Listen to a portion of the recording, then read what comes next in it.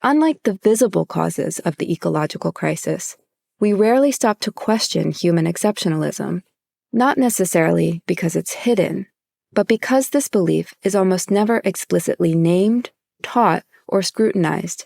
It functions as an unspoken assumption that shapes the behavior of individuals, corporations, and governments alike. And it is from this invisibility, this implicit sense that humans are obviously superior to other species, that human exceptionalism draws its power.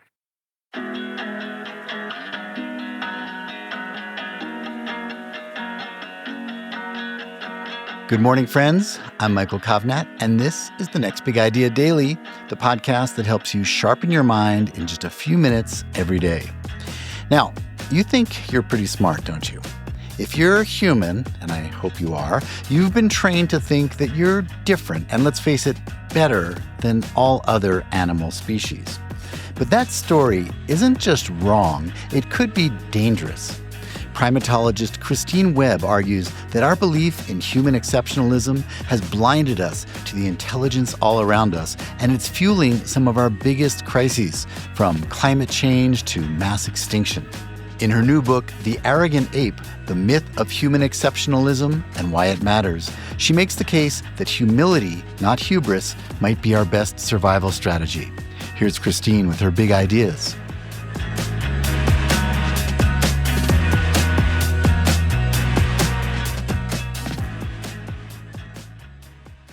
Hi, I'm Dr. Christine Webb.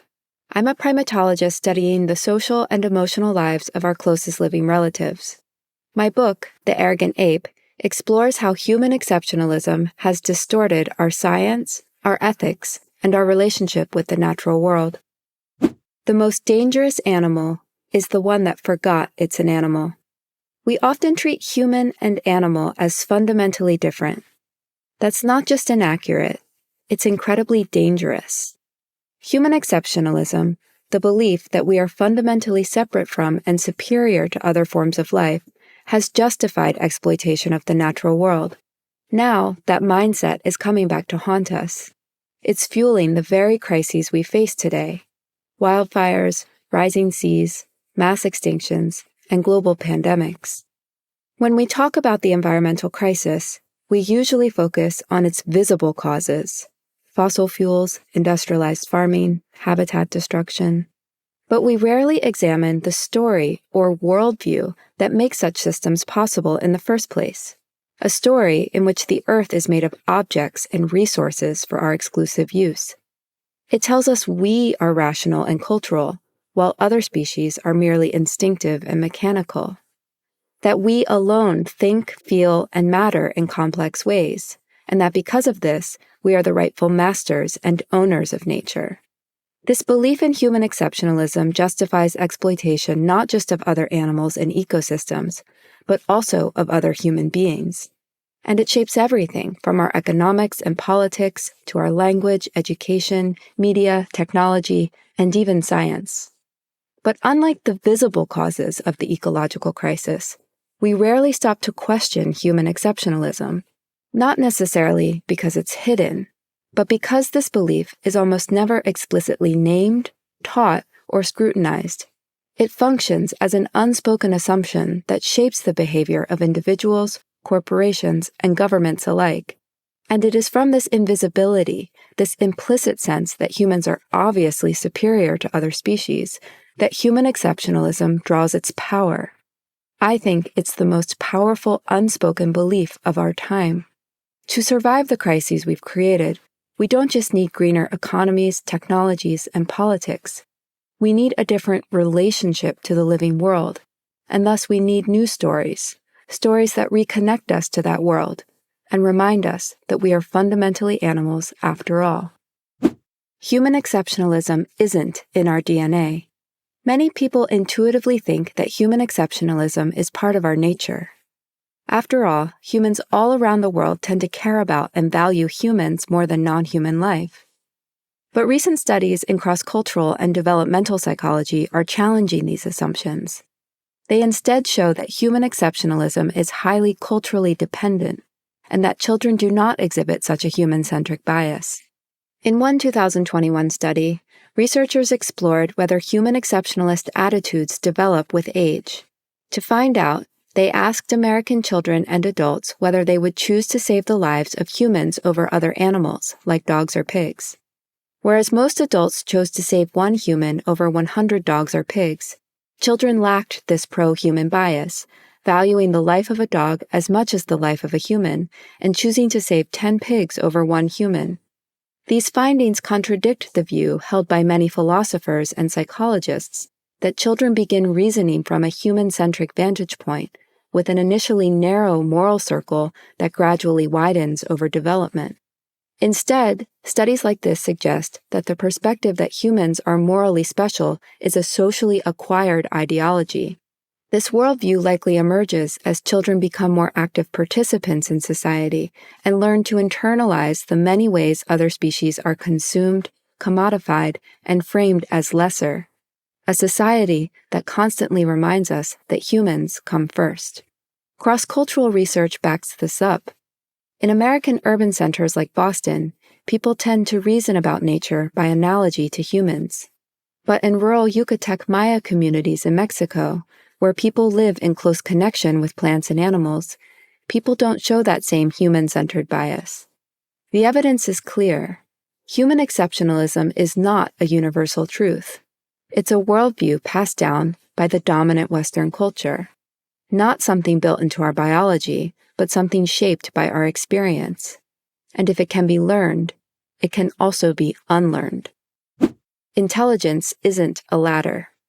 We're often told that humans are the smartest species, that intelligence evolved like a ladder, and we sit proudly at the top. But that story is misleading. For one, most research on animal cognition is stacked against other species from the start. In my own field of primatology, for instance, we often compare the intelligence of captive chimpanzees raised in highly restricted man-made environments like labs or zoos with that of fully autonomous Western humans. And then we act surprised when they don't measure up. And we still tend to use human intelligence as the benchmark. We test animals based on how well they mimic us, our behaviors, our senses, our norms. We prioritize vision over smell, even though a dog's nose can read the world in ways our eyes never could. We elevate hands and fingers that can point, ignoring the intricate work done by trunks, beaks, and fins. We privilege verbal reasoning and human language, overlooking the complex communicative and indeed linguistic abilities of other species. Instead of asking how other forms of life think, we keep asking how well they think like us. We assume the human brain is the blueprint for all minds, and anything that deviates from it is inferior. Even beings without brains at all, like slime molds or fungi, are often written off as mindless, no matter how complex their behaviors. We were taught that cognition evolved in a neat, linear sequence. Bacteria, plants, worms, lizards, monkeys, apes, all the way up to us. This idea is even baked into the name Carl Linnaeus gave to our taxonomic order. Primates, from primata, meaning of the first rank. But intelligence doesn't work like that. Evolution doesn't produce a ladder. It produces diversity. Minds evolve to solve different problems in different environments. Just as a giraffe's long neck evolved to reach high leaves, an animal's intelligence evolves to meet the challenges of her own niche. And almost every trait once claimed to be uniquely human, tool use, language, culture, memory, self-awareness, empathy, morality, we've now found elsewhere, not just in other animals, but increasingly in plants, fungi, and other life forms. That doesn't mean humans aren't unique. All species are unique. But uniqueness isn't the same as superiority. So rather than a ladder, think of intelligence like an ecosystem, full of specialized minds shaped by different needs and niches. The human brain is just one adaptation among many. Reducing other species to lower ranks in a hierarchy doesn't just belittle them. It narrows our view of life and of our place within it. Humility matters more than ever. The coronavirus pandemic offered a sobering reminder. Nature seemed to be defying the primacy of humans like never before.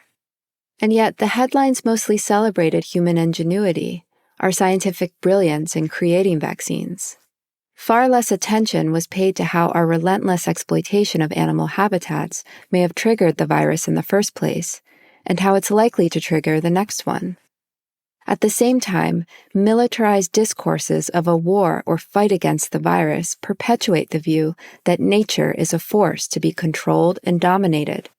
Such human-centered narratives also figure in recent discussions about climate change and environmental techno-fixes like solar geoengineering and the colonization of Mars. These framings bypass a critical opportunity to deconstruct forms of human exceptionalism in the public imagination. They instead assure us that mankind will prevail over nature after all. But this same narrative of human progress and mastery got us into this mess, and it would be wise to recognize that we can no longer rely on the values, institutions, and scientific methods that gave rise to this moment to get us out of it. We need a radically humbler approach, and the clock is ticking. We rarely consider arrogance to be more than a personal flaw, but what if it's also a civilizational one?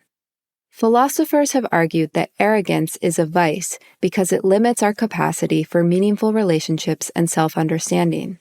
Without mutual respect, friendships become shallow, and without real relationships, we lose a mirror into our own character. While they focus on human-to-human relationships, the logic extends to our relationship with other forms of life. The ideology of human exceptionalism, this conviction that we are separate from and superior to all other life, does more than distort how we relate to the world around us.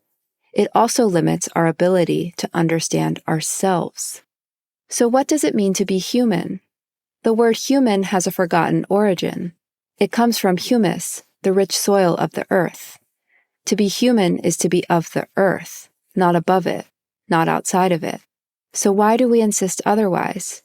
Perhaps, like the person who boasts too loudly, we are overcompensating. Arrogance often masks deeper insecurities. Civilizational superiority may be no different.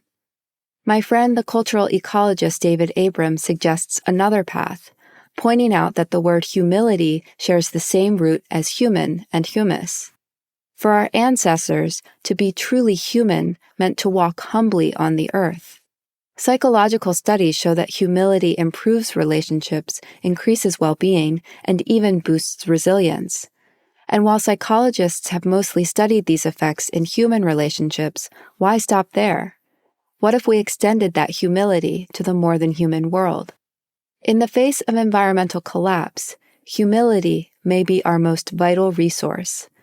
It fosters better relationships. It builds resilience. It inspires wonder. It might just help us navigate what we've set in motion and help us become, once again, human in the truest sense. Thank you, Christine. All right, everyone, you can get a copy of The Arrogant Ape using the link in the episode notes. That's our show for the day. If you got something out of it, please leave us a 5-star rating and a glowing review so others can find it too. And go to nextbigideaclub.com to find out about our hardback subscription club, where we will send you the best new nonfiction books as chosen by our curators, Adam Grant, Malcolm Gladwell, Susan Cain, and Daniel Pink. And if you use the code DAILY, you'll get a nice 20% discount. Check it out at nextbigideaclub.com and use the code DAILY. I'm Michael Kovnat. See you tomorrow.